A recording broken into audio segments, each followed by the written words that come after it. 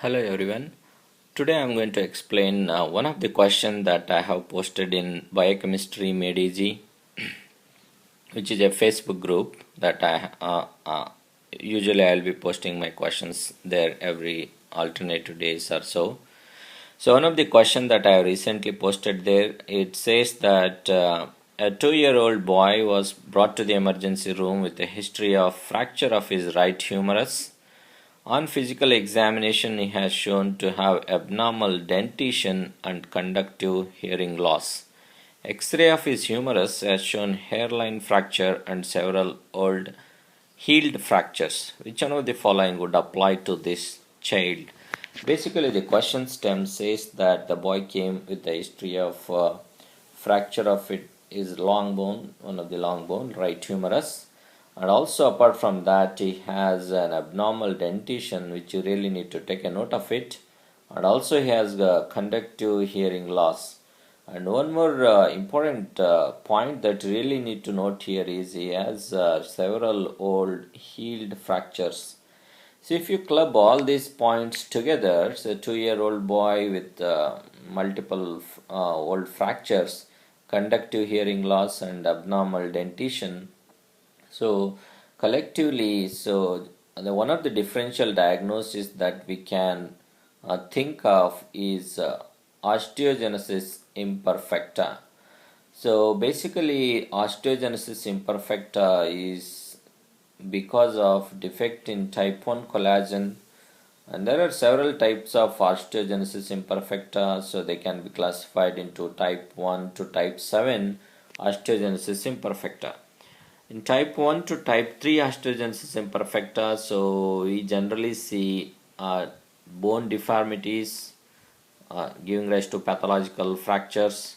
We may see dental abnormalities there, which is referred as dentigerous imperfecta, and also there will be conductive or sensorineural type of hearing loss in these patients.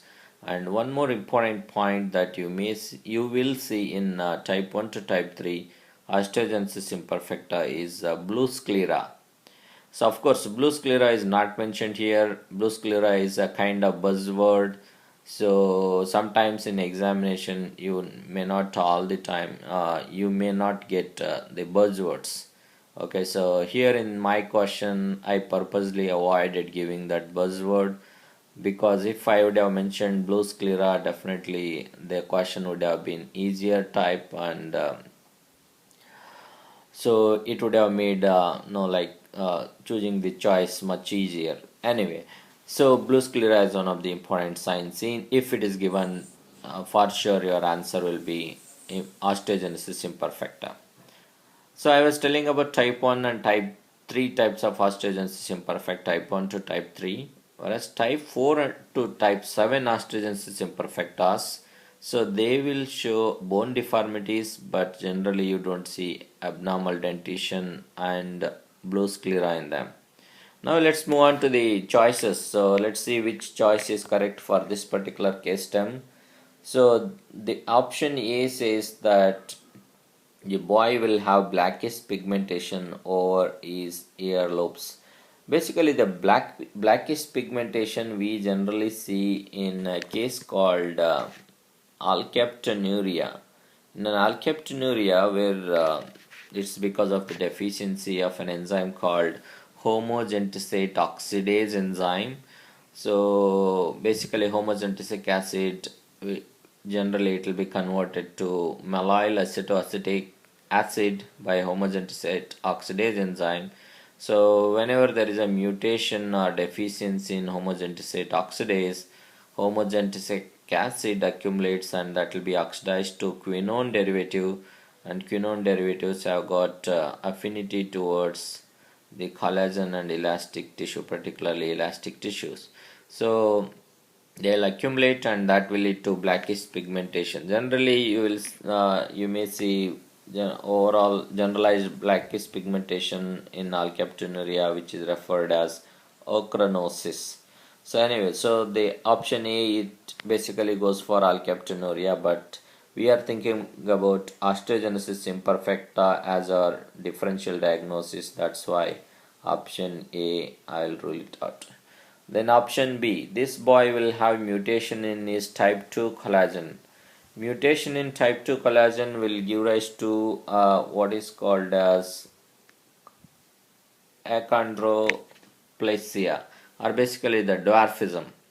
Dwarfism is because of several types of mutation seen in type 2 collagen, and in dwarfism generally we don't see dental abnormalities and repeated fractures.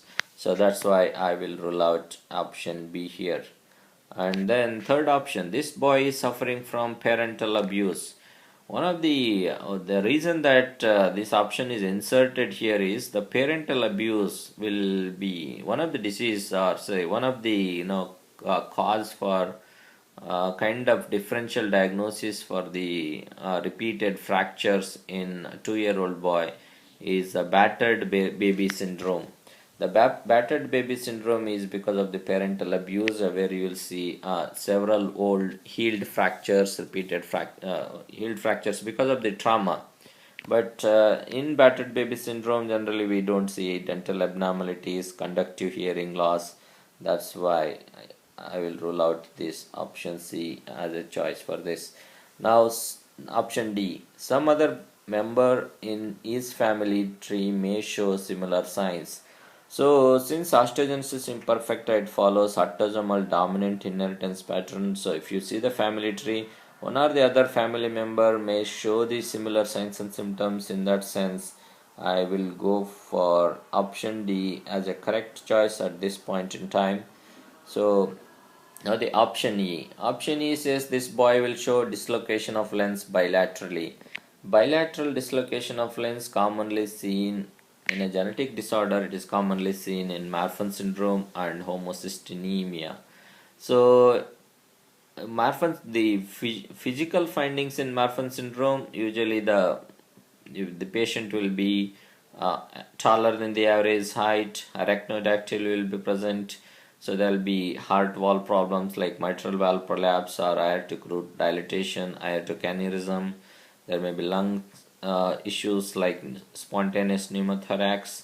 So joint abnormalities will be present. So generally these patients, like Marfan syndrome patients, they may not show repeated fractures. So in that sense, I am not in favor of dislocation of lens bilaterally. Even in homocystinemia, several of Marfan syndrome signs they overlap, but homocystinemia, they are some of the individual signs which are quite distinct from what you see in Marfan syndrome, like osteoporosis, which is seen in homocystinemia but not seen in Marfan syndrome, and mild to moderate mental retardation or decreased IQ is seen in homocystinemia but not seen in Marfan syndrome. So in that sense, both Marfan syndrome and homocystinemia, although they have overlapping signs, but they have some quite distinctive signs to differentiate. Anyway, so both Marfan syndrome, homocystinemia, they don't show some of the signs that are mentioned in the case stem. So in that sense, I'll rule out option E. So ruling out option A, B, C and E, so option D appears to be correct choice for this particular question. Thanks for watching, and keep looking for my other videos or for my future videos which will be coming up soon. Thank you all.